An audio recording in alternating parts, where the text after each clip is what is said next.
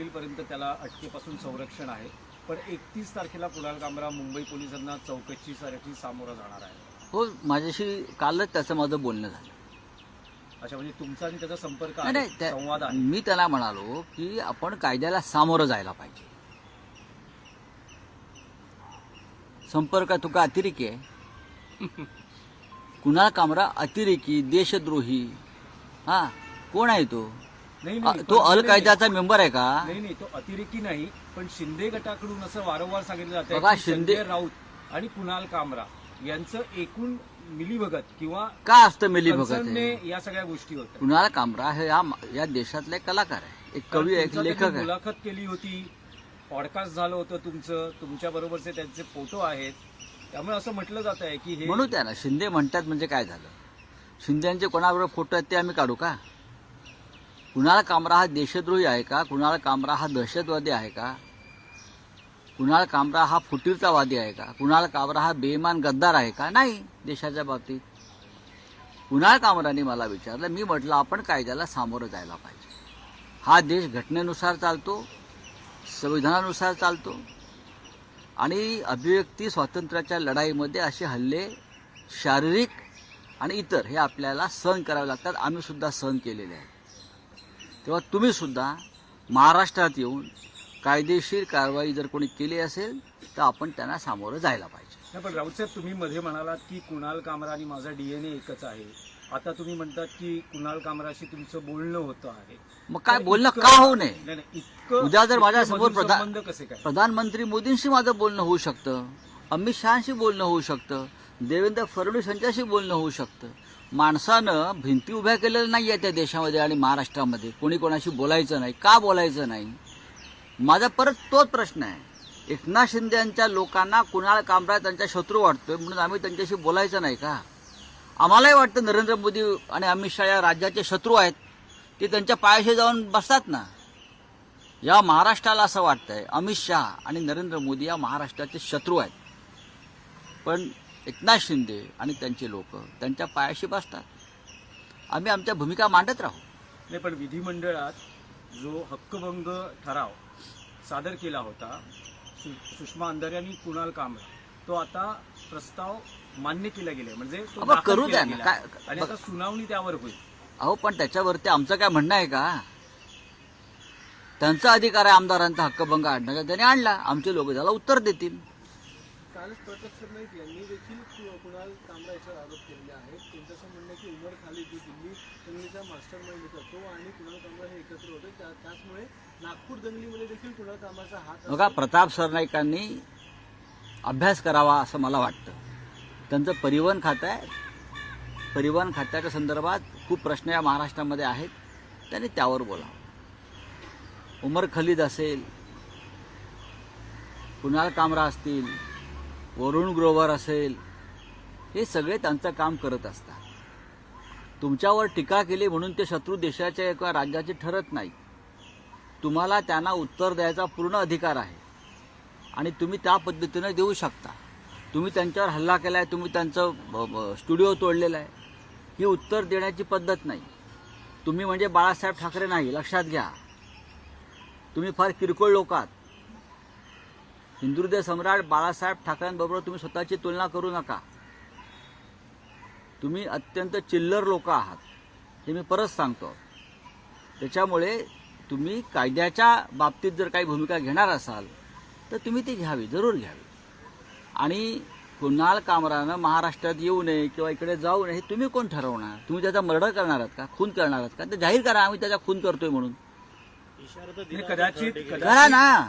कदाचित 31 तारखेला जेव्हा कुणाल कामरा मुंबईत येईल तर कायदा सुव्यवस्थेची परिस्थिती निर्माण होऊ शकते. कसली यासाठी कायदा, यांचं राज्य आहे म्हणून कायदा सुव्यवस्थेवरती गप्पा मारतात.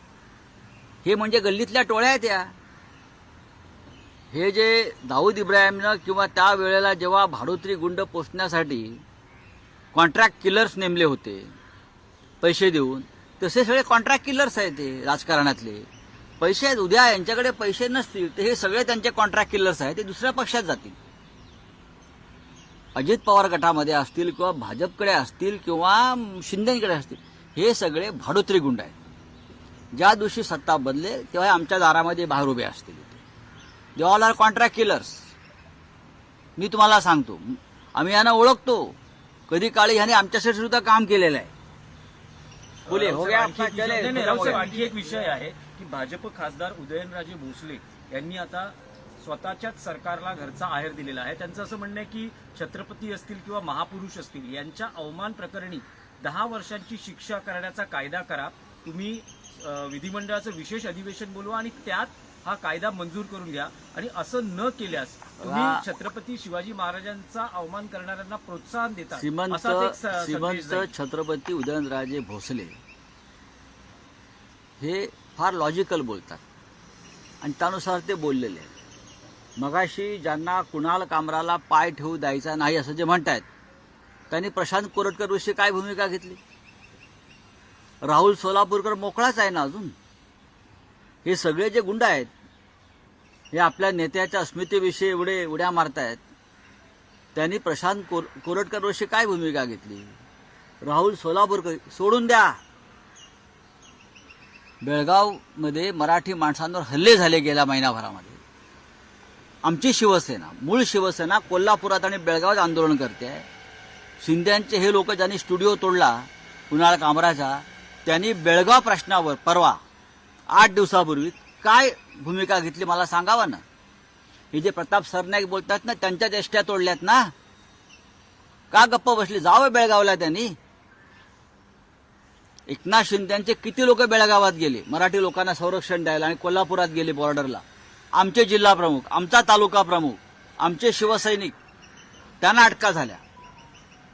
तुम्हाला कुणाल कामराची पडली आहे, हा? तुम्हाला उमर खालिदची पडली आहे, हा? धंदे बंद करायचे. प्रशांत कोरटकर संदर्भातलाच विषय आहे की प्रशांत कोरटकर यांच्याकडची जी रोल्स रॉयस होती ती कोणालाही सापडत नव्हती, मात्र ती एबीपी माझ्या एका एसपीजी रिपोर्टवर सापडलेली आहे. त्याच्यावर बोला म्हणावं. आणि आज मी वृत्तपत्रात वाचलं, जो तेलंगणात गेला प्रशांत कोरटकर, ती गाडी कोणाची होती? ती गाडी मुख्यमंत्री कार्यालयातल्या एका अधिकाऱ्याची होती. म्हणजे प्रशांत कोरटकरला वाचवण्यात, लपवण्यात मुख्यमंत्री कार्यालयाचा हात आहे ना. आपणच दिल्यात बातम्या असत्या.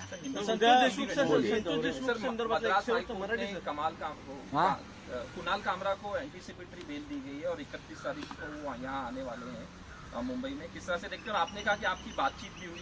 बात ऐसे मेरी सबसे बात होती है. मैं मेंबर ऑफ पार्लियामेंट हूँ, मुझे कोई भी फोन कर सकता है. जब महाराष्ट्र में लॉ एंड ऑर्डर का प्रश्न निर्माण होता है तो ऐसे लोगों से हम देखते हैं कि बाबा आप शांति से लीजिए, कुछ करो. मैंने इतना ही कहा है कि आप कानून के सामने जाकर अपनी जो बात है वो रखो, कानून से मत भागो. मुंबई पुलिस है, बहुत निष्पक्ष पुलिस है मुंबई की. चाहे कुणाल कामरा का स्टूडियो तोड़ने में उनका वो देखते रहे, स्टूडियो तोड़ते रहे, पुलिस देखते रहे, वो छोड़ दीजिए. लेकिन मैं मानता हूँ कि कुणाल कामरा को मुंबई में आकर अपनी बात रखनी चाहिए और उनको जो कहना है वो पुलिस के समक्ष कहना चाहिए. और मैं ये भी मांग करता हूँ सरकार से, जब मुंबई में कंगना राणावत और हमारा झगड़ा हुआ था तो नरेंद्र मोदी जी ने कंगना राणावत को स्पेशल प्रोटेक्शन दिया था सेंटर का. वैसा प्रोटेक्शन कुणाल कामरा को देना चाहिए. स्पेशल फोर्स दिया था रक्षा के लिए, कंगना राणावत के लिए, क्योंकि उनको लगा कि हम उनके ऊपर हमला करेंगे. हम किसी महिला के ऊपर हमला नहीं करते, हम नामर्द नहीं है. तो उस प्रकार का प्रोटेक्शन और सुरक्षा व्यवस्था कुणाल कामरा को भी देनी चाहिए. सर, ये कहा जा रहा था कि आप के कहने पे कुणाल कामरा ने इस तरह से स्टेटमेंट, मतलब आपकी पार्टी के कहने से, अब आप बोल रहे हैं कि आपकी बातचीत हुई है, तो किस तरह से देखते हैं, क्या कहना चाहते हैं? कुणाल कामरा का टेररिस्ट है. कुणाल कामरा अलकायदा का मेंबर है, हुर्रियत का मेंबर है, कौन है, हिजबुल का मेंबर है. कुणाल कामरा इस देश का नागरिक है, मुंबई में रहता है, मुंबई का नागरिक है. कुणाल कामरा एक कलाकार है, एक लेखक है, एक कवि है, एक स्टैंड अप कॉमेडियन है जाने माना. तो उनसे बात करना गुनाह है क्या? ठीक है, उनकी बात किसी को अच्छी नहीं लगी है, एकनाथ शिंदे के लोगों को अच्छी नहीं लगी है, तो उनकी बात है, तो उनको जवाब दे सकते हैं. लेकिन भारतीय जनता पार्टी के बहुत से साथी हैं जो मुझे पसंद नहीं करते, लेकिन जब सामने आते हैं तो हम बात करते हैं. हमारे पुराने दोस्त है, ये देश है, संविधान में मुझे अधिकार दिया है ना। सर, इमरान प्रतापगढ़ी को राहत मिली सुप्रीम कोर्ट ने, जो उन्होंने एक पोइट्री लिखी थी उसको लेके, किस तरह से देखते हैं? पोइट्री बहुत ही अच्छी लिखी थी, जैसे कुणाल कामरा ने एक पोइट्री लिखी। भाषा भाषा का फर्क होता है। इमरान प्रतापगढ़ी एक शायर है और कुणाल कामरा एक व्यंग्यकार है, तो पोइट्री दोनों ने लिखी है। तो उस पोइट्री के बारे में एफआईआर लॉस करने की बात रही तो सुप्रीम कोर्ट ने कहा है ये गलत है। एक कवि के ऊपर जो लिखा है उसका अभिव्यक्ति स्वतंत्र है, आप उनको इस तरह से खत्म नहीं कर सकते। एक व्यंग है, एक कवि जो लिखता है उससे सरकार को इतना अस्वस्थ होने का कारण नहीं है। यही बात मैं कुणाल कामरे के बारे में बोल रहा हूँ। ये गुंडे छोड़कर आप क्या करोगे? आज गुंडे आपके पास है, सत्ता आ जाएगी, वही गुंडे हमारे पास रहेंगे। वो सत्ता का खेल है और क्या है। सर, हिंदी का एक आखिरी सवाल। सर, डोनाल्ड ट्रंप ने तारीफ की है, प्रधानमंत्री की तारीफ की है। डोनाल्ड ट्रंप ने फिर से कहा कि अच्छे प्रधानमंत्री हैं, बात ऐसी मेरे अच्छे है, दोस्त हैं। बहुत अच्छी। मैं तारीफ की तो मैं ये बात को मानता हूँ कि प्रधानमंत्री तारीफ करने लायक है, लेकिन जब अभी अभी हमारे प्रधानमंत्री व्हाइट हाउस गए थे तो उनको रिसीव करने के लिए यही ट्रम्प ने देश के प्रधानमंत्री, भारत के प्रधानमंत्री को एक जूनियर लेडी ऑफिसर को भेजा था बाहर। उसका जवाब दीजिए। राहुल साहेब, एक मराठीत हवा आहे की 31 तारखेला कुणाल कामरा मुंबईत येईल, त्यावेळेस कदाचित जे आक्रमक शिंदे शिवसेना आहे त्याच्यापासून धोका असू शकतो।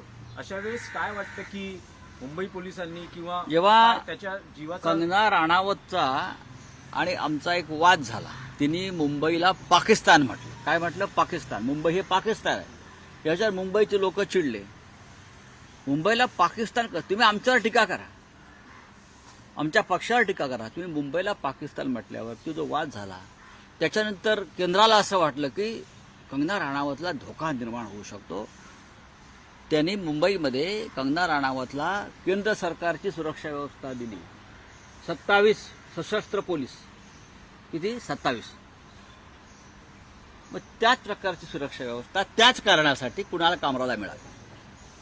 मुंबईत येथील कुणाल कामरा ज्या दिवशी, तेव्हा ही जबाबदारी मुंबई पोलिसांची आहे, मुंबई पोलीस आयुक्तांची आहे, राज्याच्या पोलीस महासंचालकांची आणि राज्याच्या गृहमंत्र्यांची आहे। राज्याच्या गृहमंत्र्यांनी सुपारी घेऊ नये कुणाल कामराला मारण्याची पोलीस असताना, हे पण मी सांगतोय।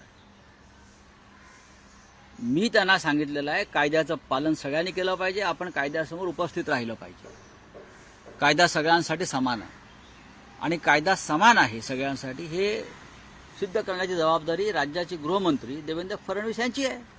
संतोष देशमुख यांच्या हत्या प्रकरणाचा एक प्रत्यक्षदर्शी होता, ज्याने पोलीस स्टेशनला ज्यावेळी त्यांचं अपहरण झालं त्यावेळी तो पोलीस स्टेशनला गेला होता आणि त्याने पोलिसांना जाऊन सांगितलं, मात्र पोलिसांनी त्याला 3-3.5 तास बसवून ठेवलं, त्याची तक्रार देखील घेतली नाही। पुढचं अपहरण झालं नसतं, पुढची हत्या देखील नक्कीच झाली नसती। काय वाटतं? नाही, हे गृह खात्याचं अपयश आहे। बीडचं पोलीस खातं हे देवेंद्र फडणवीस यांच्या नकाशावर आहे की नाही गृहमंत्री म्हणून, अजूनही हा प्रश्न आमच्या समोर आहे। तेव्हा सोडून आजही बीडचं पोलीस खातं हे मुंबईतून नियंत्रण केलं जात नसून कोणीतरी एक वेगळी अज्ञात शक्ती आहे ते आजही बीडचं पोलीस खातं नियंत्रित करते आहे।